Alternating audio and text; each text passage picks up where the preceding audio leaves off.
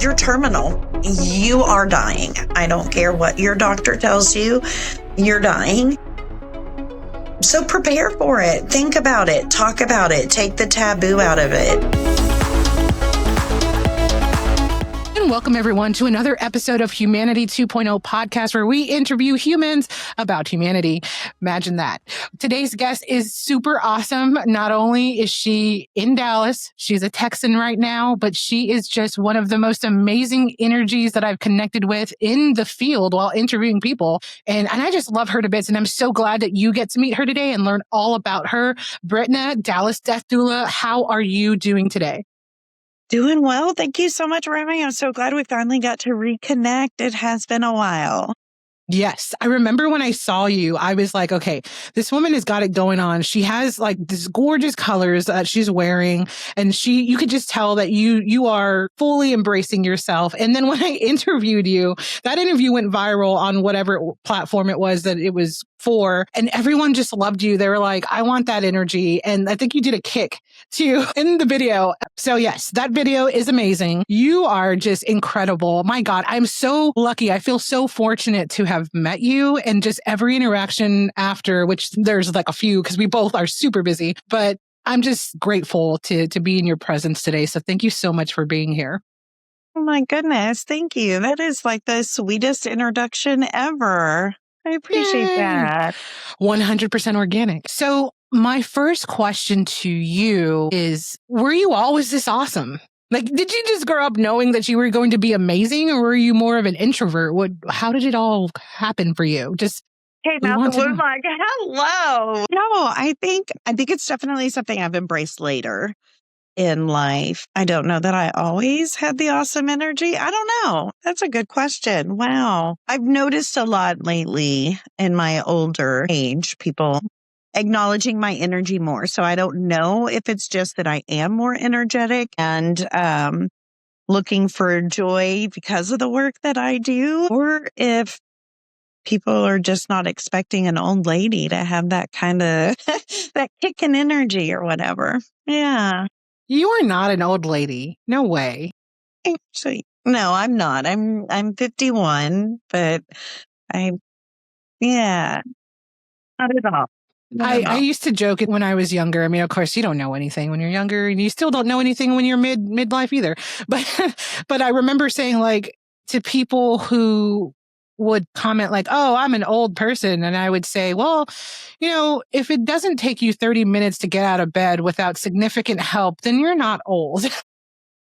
You're not old. You may feel old inside, but you are not old. And if you do feel old, you can change that. You can do things different and live into yourself like the way you did. When you were young, were you introverted or were you an extrovert? I was such an awkward child. I think I wanted to be really extroverted, but there was just like something holding me back. And so I did tend to, what is it now? I hear like I'm an introverted extrovert or something like that. Uh-huh. Where I love going out and love being around people, but I can only take it in small doses.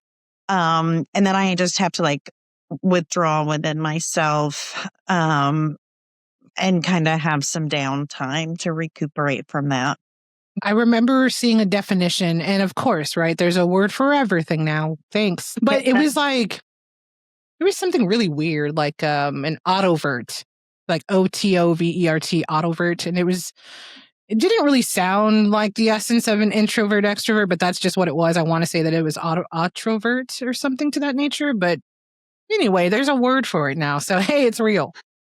Yeah, I totally identify with that. When I was a kid, I was both as well, but a lot more so introvert. I did, however, embrace art and humanities, and I would sing by myself. And I had this Walkman, right? We had Walkmans and CD players, and I would give concerts to the grass. The blades of grass were little people, and that was my audience. And so I'd sing these songs, I'd buy those compilations of like the Grammy artists, and you have Gloria Estefan and Eric Clapton and all these folks. And I would just make a concert out of it. And then in school, I would keep to myself and I'd write books.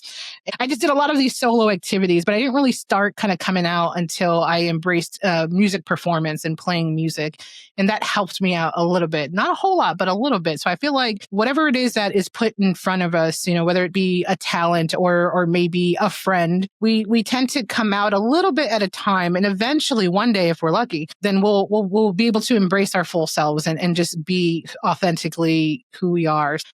All that being said, I'm glad that you are you right now. You are the you the world needs, and vice versa for everybody watching or listening. Thank you. When it comes to humanity, when you hear the word humanity, what is the first image or story or even color that comes up for you?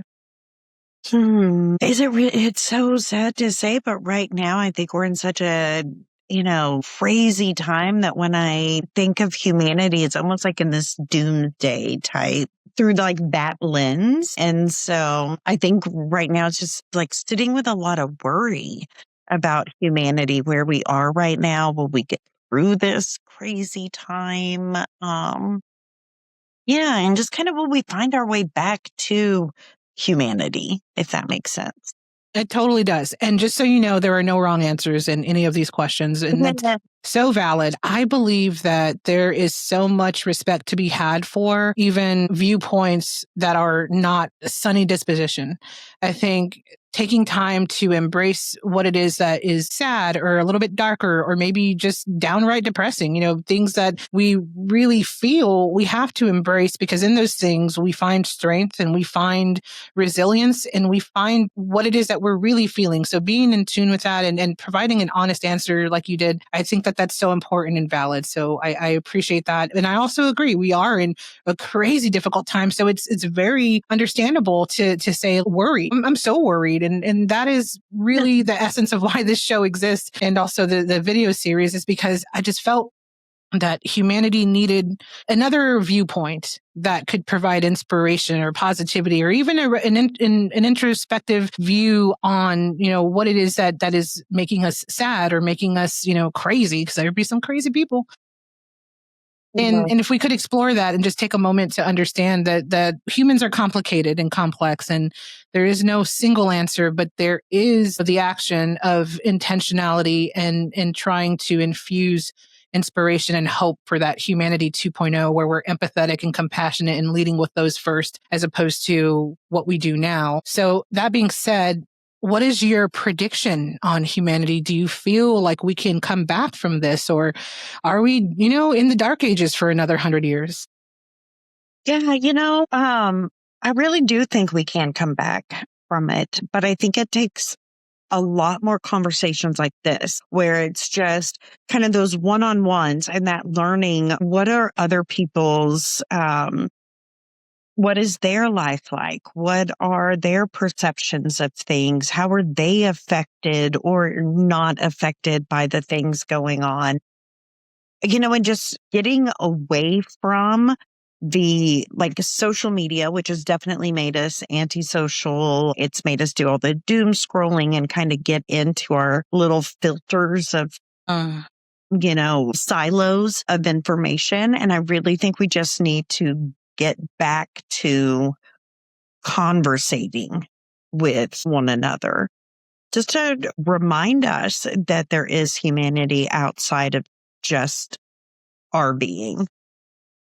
We are in this state of, always wanting to share our story, who's liking what we're sharing. We've really insulated ourselves, and we need to get out of that.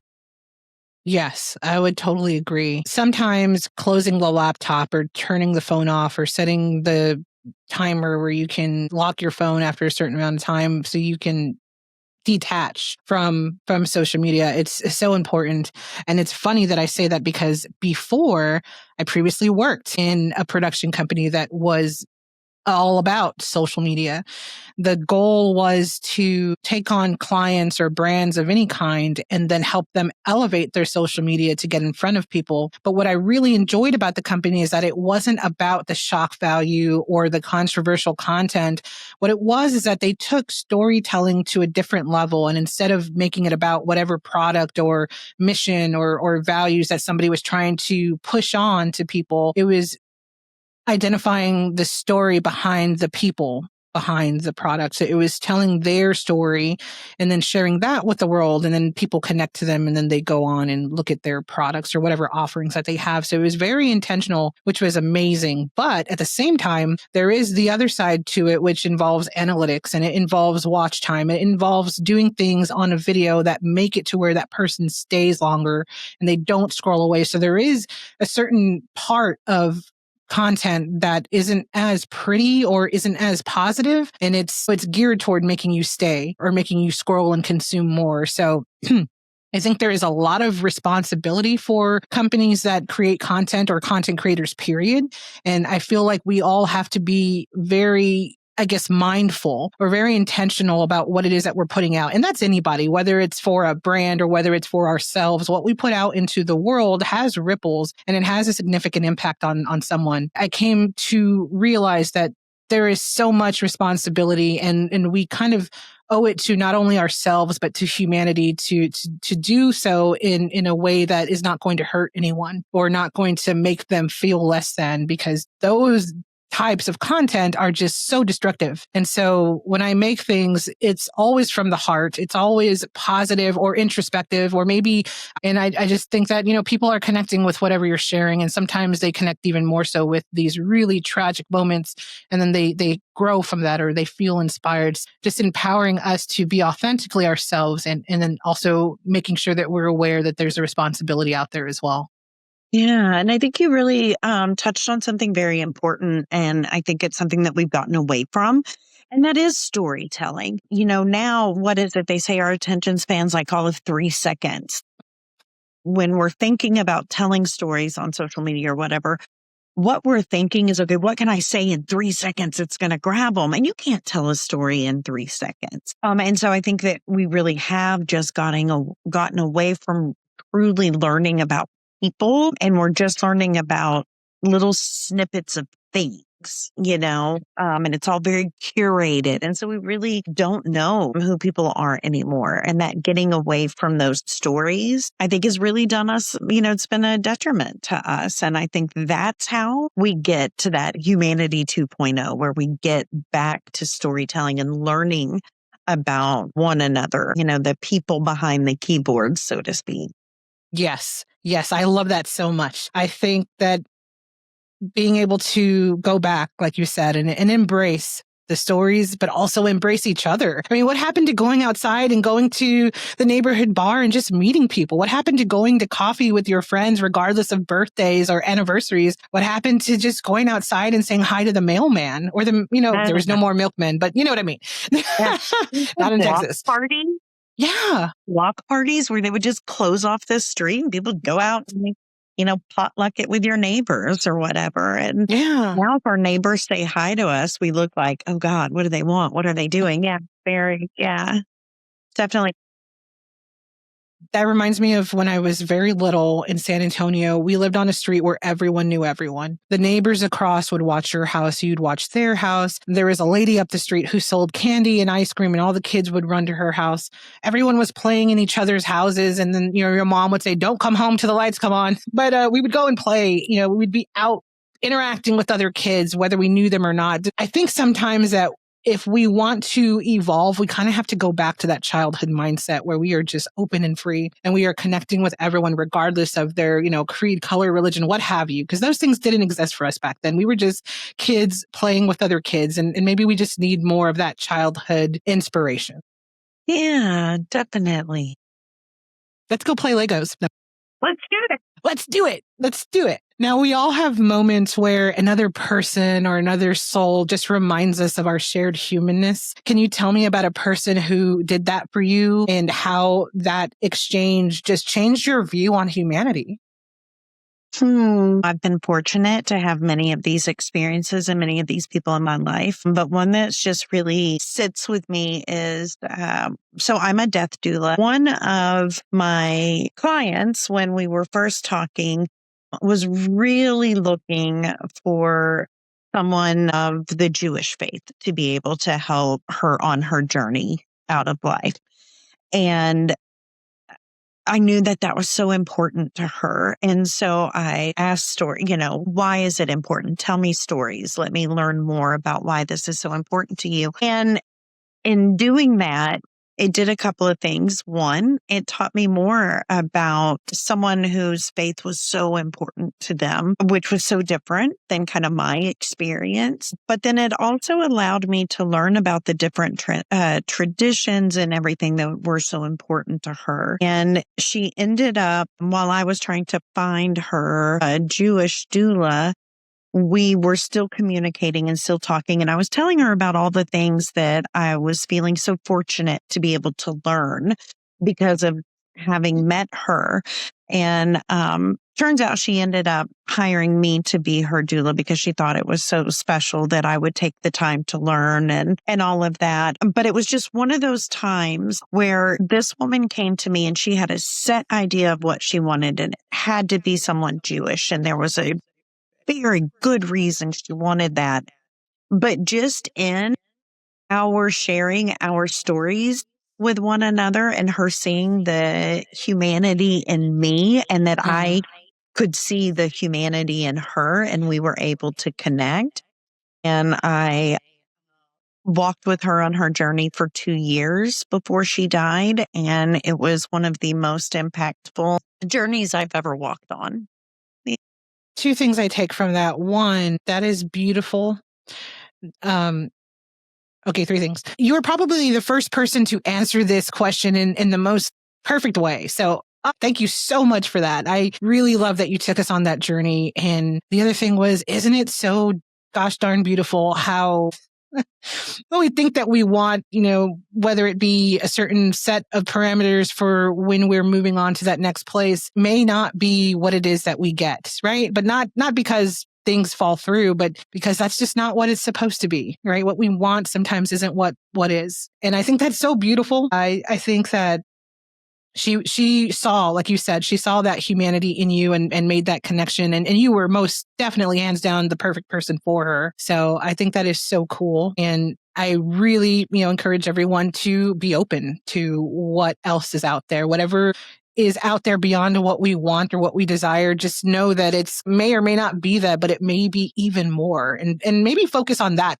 it's not going to be less. It's going to be even more if you're open to it. Yeah, exactly. Exactly. And that was, it was so profound. She ended up telling me that I was not her death doula. I was her life doula because I really helped her live. And that was and what she felt was that because I'm trying to remember exactly how she worded it, but basically because we did not have that shared connection of the traditions and all of that, I was focused more on the things she wanted to accomplish and making things happen for her. Whereas somebody who knew that it was those traditions that were so important, they may have only focused on those things. Anyway, so it just worked out being a very beautiful relationship and partnership. That is so amazing. And it's so amazing that that's your work. This is the work that you do. And it's amazing to think about. Also kind of worry. I'm not worry. Bleh, I don't know where that came from. I don't worry at all. So, worry lines. No, I just had a thought. While you were speaking, I was thinking, are there people's stories and people for that matter after they pass that stay with you? Because I can say for myself, there are tons of people that I interviewed that they're with me for life. So in your line of work, you're helping people transition to that final stage of life to go through that. Are there in fact people that have stayed with you throughout your whole journey? Every one of them. Yeah, I learned something from everyone that I have the honor of working with. And eventually that'll be a book, what I learned from the dead or the dying or whatever. But yeah, they've all taught me something. And I think it does come down to being open to listening to their stories and looking for the little nuggets of wisdom and everything from them all. And so every time I'm working with someone, I just jot down little, life nuggets from each of them. Is there one that comes to mind right now? And feel free to take a moment, but just like one that surfaces. Oh, there's been so many. I think about one woman that went her entire life never wanting to try mango. And then she finally had mango, and it was like, why did I wait all this time? Now I'm dying and I don't get to have very much mango or whatever. So I think it's kind of one of those, like, just be willing to try everything. You know, what's the worst that happens? You don't like the mango, spit it out, whatever. But like, everything. Eat the cake. Eat the cake. Eat the damn cake. You know, I'm for all that. But yeah, I think just without really thinking too hard right off the cuff, that's just it. Live fully. It's such a cliche. God, I just totally went to cliche land. No, I'm there. Population, this one. No, I don't care. I don't care. That was awesome. I love mango. I love mango. I love mango so much. And maybe that's the title of this episode. Eat the damn cake. I love it. Eat the damn cake. Oh, there's, yeah. You know, so I also host a couple of death cafes here in Dallas. And one of the things with death cafes is, you know, you have cake and it's free to attend, free cake. You got to love that. And so one time we had somebody say, people were talking about, you know, what brought them there. And he's like, yeah, I came for the cake and I stayed for the conversation. And I was like, yes. That. Or one for Pillsbury. Or Duncan Hines. I don't know what kind of cake you get. I'm not judging. All cake is cake. I am so fortunate to have the best cake sponsors. So Snap Pastries and Bakery here in Dallas always does my cakes. We're going to tag them in this episode. We're going to tag them. Yes. Yes. And the Union Coffee is my my sponsor for the venue. That's amazing. That's amazing. Yeah, feel free to name drop. We will make sure that they get their due course, and then maybe they'll sponsor the show. I would love to have them as sponsors, or anyone for that matter. The bakery and Union, I've been doing that Death Cafe for over 3 years now. And it's just amazing the community that we have built around those conversations. And then I've now also started one at the Dallas Shambhala Meditation Center, which is on a Saturday morning. So you have several times you can tap into those kind of conversations as well. That was a little so cool topic, but we. No, you're fine. When are these and what are the dates, just so everybody can hear and make sure they go get some cake? Yeah, so the one at Union Coffee, which is in the Oak Lawn neighborhood, is the last Tuesday of every month, and conversation starts at 6:30. It is upstairs in a historic building, so there is no elevator, unfortunately. I like to make that note. But then the one, it's the third Saturday of every month, and it's at 10 a.m. at the Dallas Shambhala Meditation Center. That is awesome. I need to come to these events. I will go to them. And if it's cool with you, I'd love to do some little quick interviews with attendees if that's cool or whatever. Yeah, definitely. Yeah, I would love that. Your mango story made me think of adjacent melon. Honeydew melon. So my ex-husband's ex-wife, the bio mother of our child, she passed away some years ago, and before she died, she didn't tell anyone that she was sick. The universe just worked it in such a way that when my ex went to go do a wellness check because he hadn't heard from them in some time, there was a hospice nurse at the door. I can't comprehend. I've lived through some stuff, but I cannot comprehend a 13-year-old kid taking care of their dying mother all alone in a house where all the windows are dark and just in their room watching Netflix. And I just can't understand how you can survive something like that, you know? Yeah. But somehow he's doing great. Somehow he found resilience within himself. But back to the mom, there was a point where I was alone with her and I had been in the living room and she fell out of bed and I heard it. So I went over to the room and she's on the floor. I helped her back into bed. And I remember asking her, like, is there anything I can get for you? Can I get you something to eat or drink? And I don't know about the end stages, so I probably wasn't a good question to ask. But I said, what about honeydew melon? Honeydew melon is so delicious, and you can, eat it or just keep it in your mouth for a while. And she just like lit up and she's like, honeydew melon, your melon story just reminded me of that. And she was gone probably maybe about a week later. Of course, the calls always come in the middle of the night. It was surreal to have lived through all of that so fast, and then for her to be gone so fast, but then having the lasting impressions of everything that happened within her life still be affecting even years, even to this day. And we still talk about her in various situations. But I just won't forget how you can know someone and then at the end of life walk away with such profound resolutions, or just find a way to rise above that relationship that you had and just be two souls in a room and one of them just trying to help the other one be comforted. It just beyond. I've never shared that story with anyone, so that's amazing. That's glad they gave her the honey. That sounds like exactly what she wanted. Yeah. I never got to give it to her, but it was just the idea of it was good for her. And yeah. Yeah. Oh, yeah. Silver lining. Not really silver, but just something extra that's awesome. She was a writer. She was a beat poet in Dallas. She was one of those in the 90s in Dallas. So when that scene was like huge, she was everywhere. And there are pictures of her at like Slam Poetry Fest in Dallas. And that's another thing I love about Dallas, that there's so much history with the arts and music, so much. And so there are pictures of her doing spoken word, and I have all of her writings, all of her journals. I think she was published, but like not in official capacity. It was more like one of them paper zines or something. Mm-hmm. And so because her whole life is pretty much riddled with just really sad things, and she never really got to achieve, her dreams. She didn't get to be the culinary chef. She didn't get to be this prolific writer. She had all of these issues. She had, mental issues. And so all of these things that kept her from experiencing this, really, really fine moments of life she didn't have. And I just felt so heartbroken for her. Even though, it's my ex-husband's ex, it didn't matter. It's a human. At the end of the day, it's a human to human thing.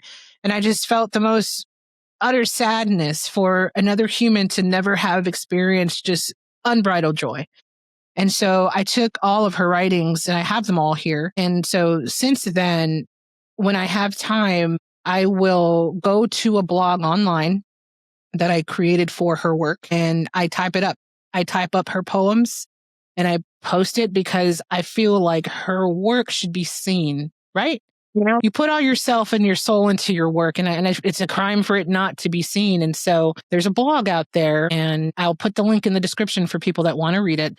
But there's a blog out there with her writings, and I'm not done. There's like a lot to put in. And one day I thought, I could take a picture and just post a picture. And my son's like, that's kind of like defeats the purpose a little bit, even though it's easier. And I'm like, rats. So yeah, her work is online and it's living even beyond her death. It felt like in my soul that was the right thing to do, to give her that space, that platform for her work to live on and for someone to enjoy it. Yeah, I love that. And I even like the idea of having the photograph, because that's her handwriting and stuff, right? Was it handwritten? It was typed. But still, it's still the original work itself. So maybe I still photograph them and post it, which would be super simple. It'd be a lot faster, because I've been doing this for a couple years now and I'm not done. I'm nowhere near done. But that, or else like type them and maybe put a photo of the actual art from it. Maybe, I don't know. But yeah, I've been working on that for a long time, and it just feels like, when you have something that you just feel it in your soul that you need to do this. You need to do this. So important to listen to that. Yeah, definitely. What a beautiful legacy. It's a project of love for her. That's so sweet of you. Yeah, it really is. And it's funny because, we had some words. We danced some dances, but, it's like I said, it's not even about that. It's human to human. It is literally all it is. So crazy stuff. Now, speaking of loss and love seem to define much of our shared experience. Can you tell us about a loss or a love that had a profound impact on you and your realization about either people or about yourself? And I feel like this question is so great for you because it has to do with loss, but you can go whichever way. Wow. Is it too late to go back and ask for questions in advance so I can really think this through? Well, I mean, you can do a wild card. You get 3. No. But I mean, if you have something else that you're thinking of that you'd love to share, by all means. No, let's see. Okay, quick, just off the cuff. I'm going to go with like my very first client that I had as a death doula. This woman was 96, perfectly healthy. Like it had a broken toe once in her life a long time ago or something. That was about it.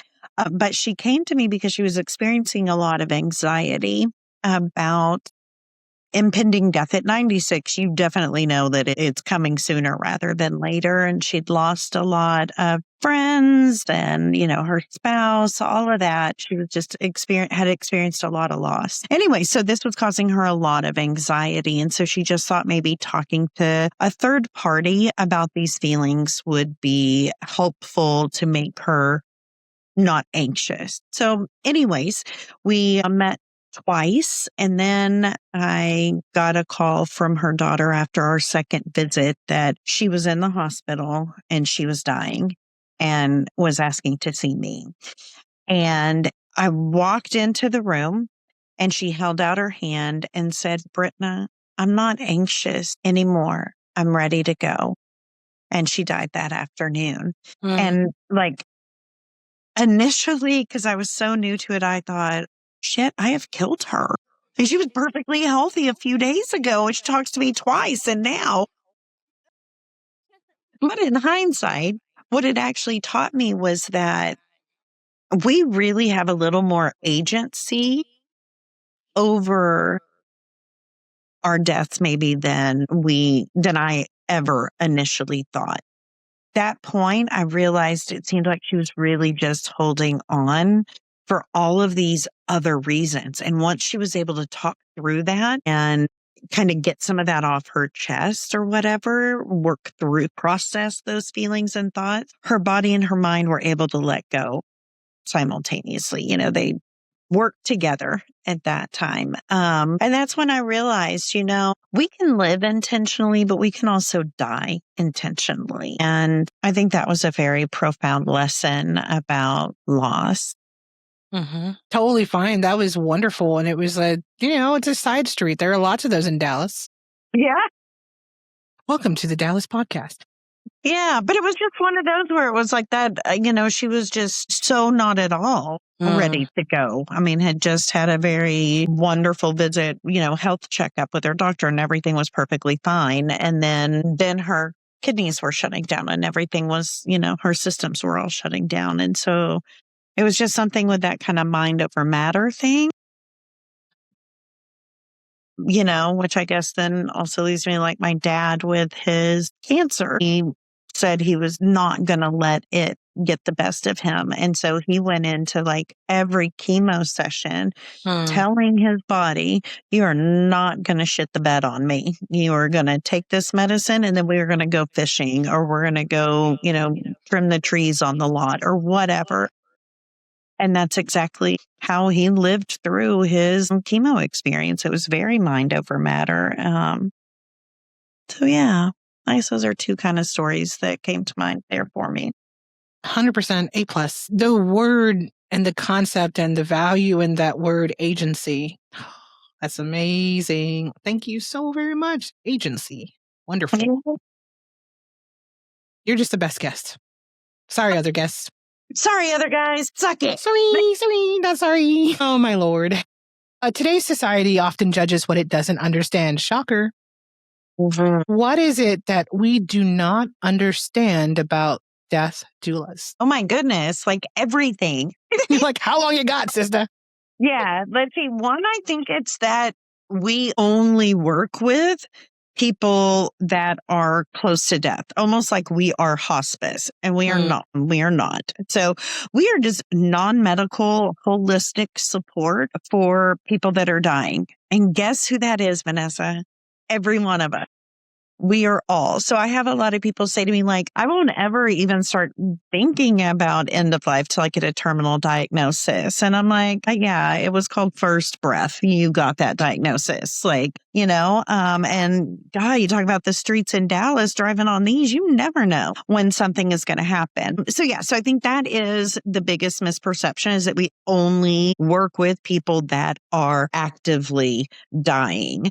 I work with people that are doing their end of life plans. So that looks like getting all of their affairs in order. Do you have somebody who can make medical decisions for you if for whatever reason you're unable to? There's an accident or you have all of a sudden lost your ability to speak or whatever. Do you have somebody assigned to make those decisions for you?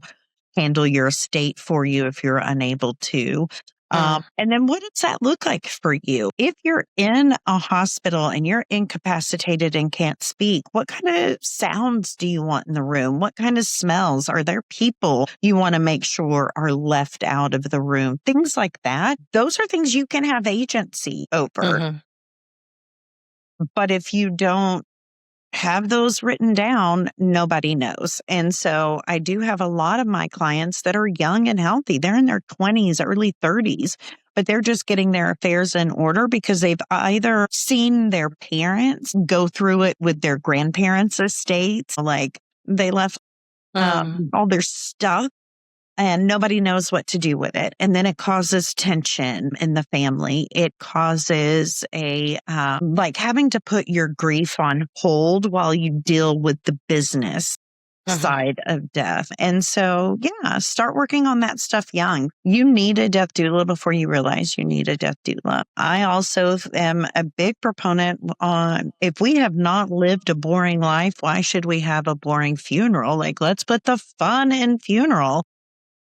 Mine is going to be an album release party. You can actually have your cremains pressed into a vinyl album and you get to pick the music. So I'm going to be an album release party. Everyone's leaving with a little 45 and a poster, like an album release party poster and stuff like that. And, if you love movies, why not rent out a movie theater and have people, share stories or whatever? It doesn't have to be just boring. I love that so much. I love all of that. I'm not living boring. I don't want to die boring. Quit making me cry. No, I really love all of that so very much. While you were speaking, I was thinking, and people are going to think this is weird, but that's okay because I'm living in it. It's all right. It's my world. You're just visitors. Cry, girl.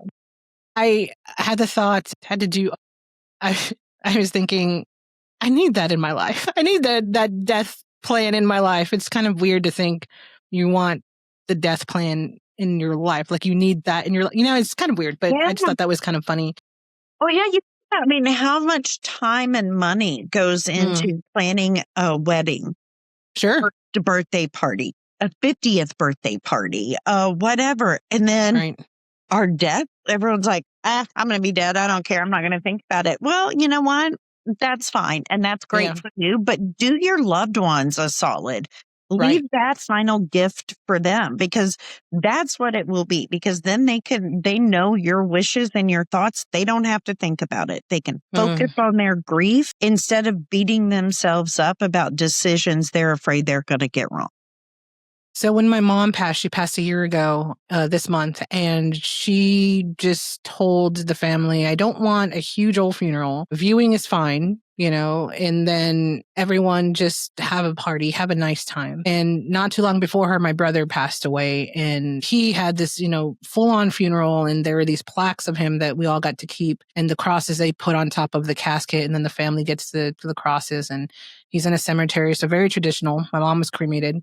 And so he didn't get to pick anything. His ex-wife did. And then my mom, she was like, I just want these simple things. That's it. Just cremate me and then spread me somewhere where there's gambling or spread me somewhere where there's water. She was, full of life and just funny and so silly, man. So I have this little urn of her. My brother gave it to me not too long ago. And it's really beautiful. A little baby urn of her. And she's on the mantle. And I think it was on her birthday. I think I took her to bingo because she loved bingo. So I took her to bingo and we won $20 and that was great. But she was there on the table and no one knew. And she was there on the table just hanging out. I'm playing with her daubers and it was great. I have these wind chimes of hers that are outside on the patio and they blow all the time, especially when something's wrong or when I'm not feeling great or I'm being a little, difficult, which imagine that, me being difficult. It doesn't happen ever. I'm perfect. But they go off and I'm like, okay, Mom, thanks. You're still managing me, from beyond. And I see butterflies and I know it, you see signs. You see signs everywhere. And those, sometimes for me at least, I believe those things that we see or people that remind us of people that are gone, that those are our people that are just saying, hey, I'm here, or hey, I love you. Yeah. And it means everything. Yeah, I had the craziest one happen the other day. So, and I love a good synchronicity story and I loved a good thrift store find. And this just like really brings the two together. I found this coffee mug and I'm a big coffee addict. Like I should probably mainline it all day long. And I find this mug and I'm like, my God, who left grandma at the thrift shop? The mug's from a woman's funeral and it's got her beautiful little face. And on the back, it's got a quote that I'm assuming is her that says like some of the greatest decisions were made over a cup of coffee. And then it says 90 years loved. And then it has the date that she died. And it was May 15th, 2019. That was the day my dad died. That's his death mate. I was like, my gosh, look, I bet they had coffee together in the afterlife. That is amazing. But I'm like, okay, the size of Dallas, of, all the thrift stores that I could have gone into, that family could have donated to. Which again, who is grandma at the thrift shop? Anyways, I'm so glad they did. Because now, like every morning, I can drink from her, and for some reason, I feel like it makes me feel like I'm having coffee with my dad, even though it's some other dead woman. I don't know. Crazy! They had this same death date. Anyways, it just makes me think of the coffee commercials, and the best part of waking up is Grandma's funeral cup. That's just what it is. Yeah, but they hadn't even taken it out of the wrap. Like it was still in the clear cellophane wrap with, I guess, red might have been her favorite color because it was a red bow. Yeah. Yeah. That's okay, niece Joy. I got grandma and I'm loving her. I like to think that all of our loved ones are up there having a party and just, having coffee, like you said. When I come across someone who's lost a family member and it kind of speaks to me, I'm like, well, you know what? Your mother, wife, sister, brother, uncle, cousin is hanging out with my mom and she's pretty cool. So they're all having coffee. That's right. We're all energy and energy never dies. So it just changes form. I used to think growing up that I didn't really give a thought to death very much. I mean, imagine that you're young.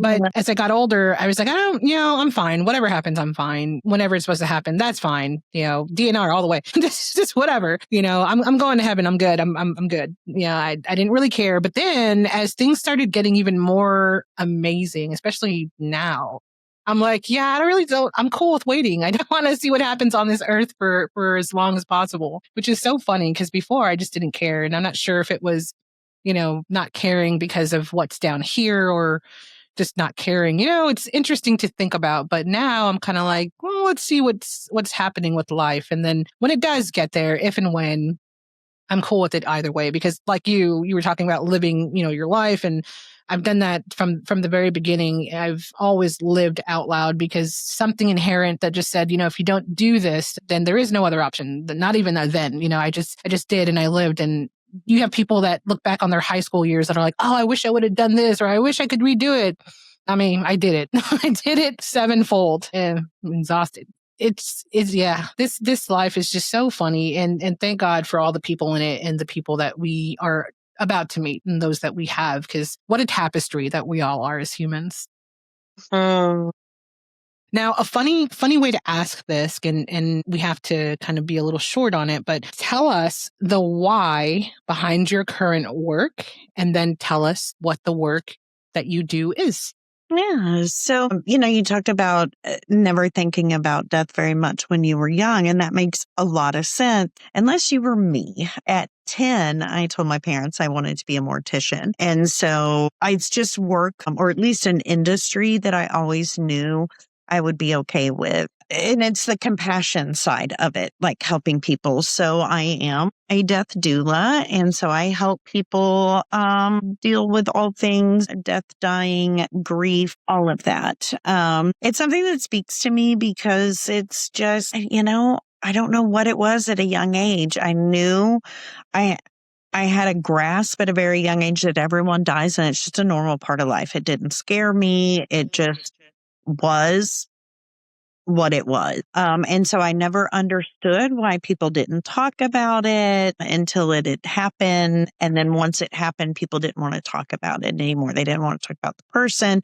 They didn't want to talk about death, all of that. And I just found that at a young age to be very strange. So anyways, right out of high school, I went to mortuary college, and about 3 months in went, whoa, this is not for me. And so it was about another 20 years before I learned what a death doula was. And I heard a woman named Alua Arthur speak and about the work that she does as a death doula. And I went, that's what I was keying into as a young child, and I just did not have the word for it. I didn't know the name death doula, that title. So once I learned about it, then I trained under Alua Arthur and got my first client 2 days after I finished the training, and I've just never looked back. So I host end of life planning parties. And they are a party. We have so much fun. There's really some really funny stories about death, dying, funerals, all of that. And just help people kind of wrap their mind around taking agency on that part of your life, not leaving it for your loved ones. And kind of what does that look like for you? What do you want that celebration of your life to look like? Then I also sit with families and clients as they're on their journey out. And so that's sitting vigil with them, sitting bedside, or just being there for respite care for their caregivers or family members, just kind of meeting people where they are. And that does look different for every single client. Yeah. I can totally see the party and the stories and I'm down for that. Yeah. And the 84-year-old woman that wanted to be buried in her finest lingerie because she was going to see her husband again after 10 years. I mean, that's a good story. I'm thinking Weekend at Bernie's, I get to sit up, the stylish hat on and just, and everyone, no, let's not do that. But yeah, I think that it would be amazing to hear, to hear and see all the people that have been impacted come.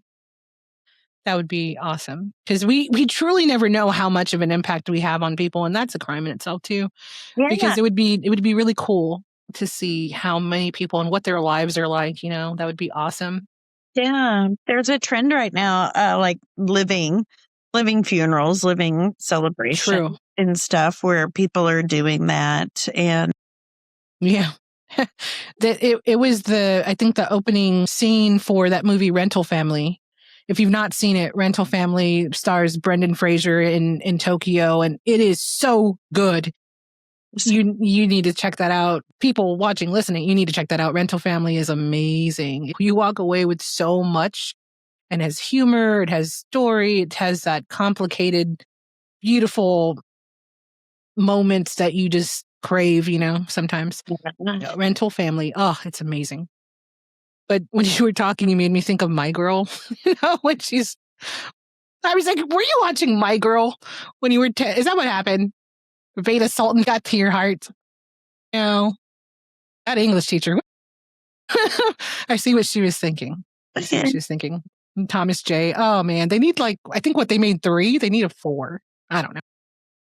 My Woman, who knows? I don't know. But not to trivialize what you were saying at all. I just thought of her, and what I did take away from that on a serious level was that I really enjoy, and I'm so happy for you that you found that aha moment, that you found that role that you were supposed to play in this world. How freaking amazing is it when people find that? I mean, watching people find that, you're kind of jelly. You know, like you're like, well, good on those people that knew they were doctors when they were little. Good on those people who knew they were pilots and construction workers and firemen. And this goes on. Like, good for them. But I have no freaking clue, you know? And there are so many more of the no freaking clue people than the ones that know. And for me, I swear, like, I want to say that I took on many different roles and professions and always feeling like, this isn't the shoe that fits. And I'm so sad because they're good looking shoes, but they're not the ones that fit. And then remembering when I was young and I would listen to music, and don't hate, but I used to listen to Yanni and other classical music, but I would watch films in my mind, and I would just close my eyes and watch films and watch stories happening with this music. And I thought everybody did that. Apparently not,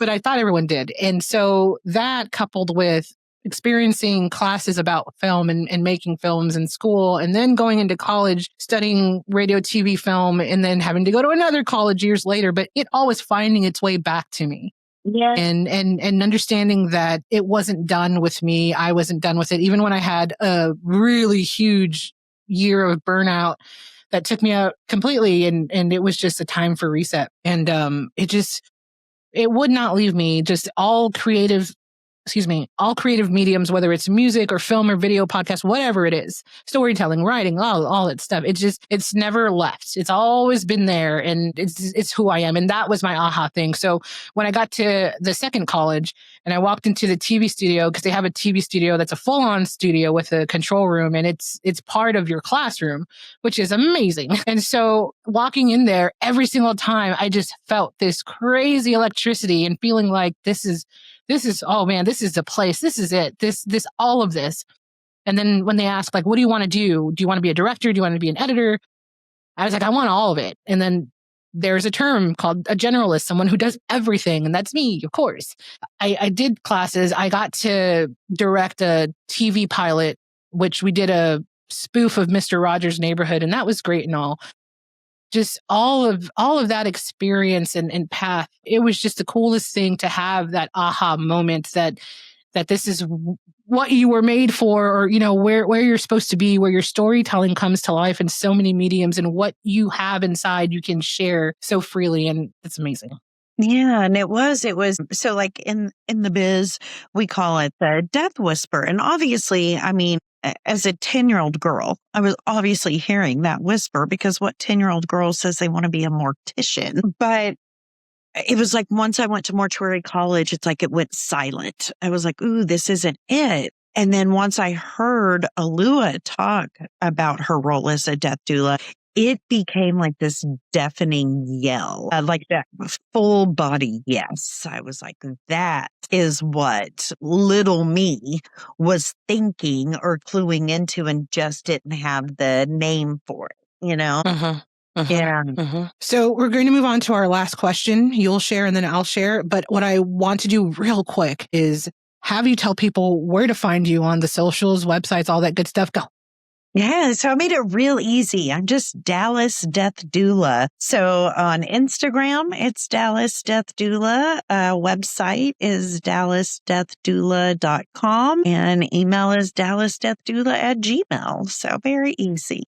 Yay for consistency. Yay. Good job. Search friendly. That is amazing. Amazing. So the final awesomest question in the whole wide world, no pressure.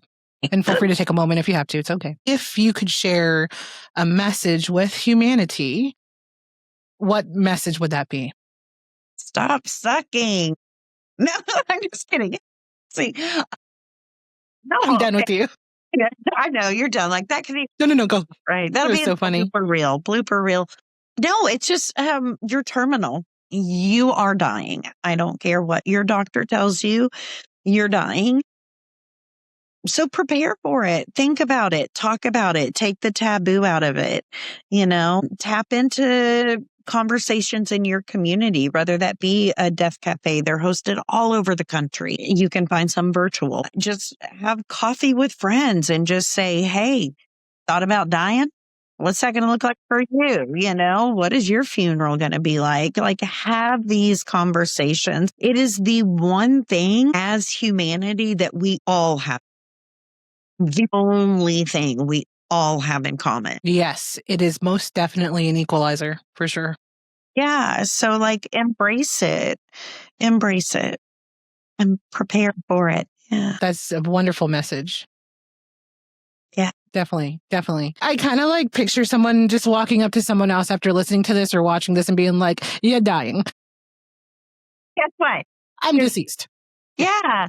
But really what I have found is that when you are cognizant of the fact that, yes, you are dying, you will find little moments of joy everywhere because you actually start looking for them. Before I really started doing this work and started talking death all the time and thinking about it all the time, I was always looking for big moments of joy. And then my life seemed so disappointing because I did not have all these huge moments of joy. And then what I realized is my life is full of all these little bitty moments of joy every day. Like the smell of fresh brewed coffee brings me so much joy. And I get to experience that every single day, several times a day with me. Like all these little things that I just looked over before. Yes. Yeah. So when you're aware that you're dying, you're living more presently. I agree 100%. Oh my God. I love that. I love the little moments. And it's so true. We chase these big moments or the idea of these big moments that'll happen or maybe they won't happen. And we really, really should embrace the little moments. Yeah, and create your own. Have a dance party in the living room with yourself. Best damn guest you can invite. So, learning. Yeah. Exactly. So recently I started doing something new, which at the end of the episode, sharing a moment, sharing a thought. And so what my thought is today for Humanity 2.0, for our audiences and for ourselves, is just be open to receiving what is out there that you've not yet seen and acknowledging that we are people and we have desires and we have wants and needs and such. There is much more outside of ourselves. And if we are open to everything outside of ourselves, then we will begin to find ourselves on other paths that we could not possibly imagine. But then we will also be able to embrace and enjoy what is. And to your point today with death, getting comfortable with it and understanding that, and I believe this wholeheartedly, that you respect so much. You have a very fervent respect for life when you contemplate death because you see life for what it is, which is an anomaly that we even exist, that we're even here, that we're lucky to be right here, right now and be who we are. So I would just encourage everyone to just be open and connect with one another, right? Like we said in the beginning. So Britna, been amazing. Dallas Death Doula, the best darn doula in all of Dallas. That's what I'll say on the reviews on Yelp. You've been amazing and thank you so much for being here. Stay a bit after we close out because you're the coolest. We're having coffee. And thank you guys for watching or listening to Humanity 2.0 podcast. Be sure to check out the description links for Britna, for PodMatch, which is super cool. If you're a podcast host or guest, it is the best place to be on the podcast planet.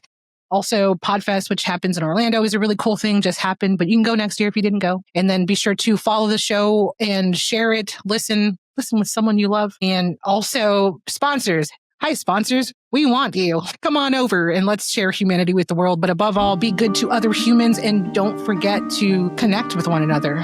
Thanks, Britna. Thank you, Humanity 2.0 peoples. We'll see you guys on the next episode of Humanity 2.0 podcast. Be well.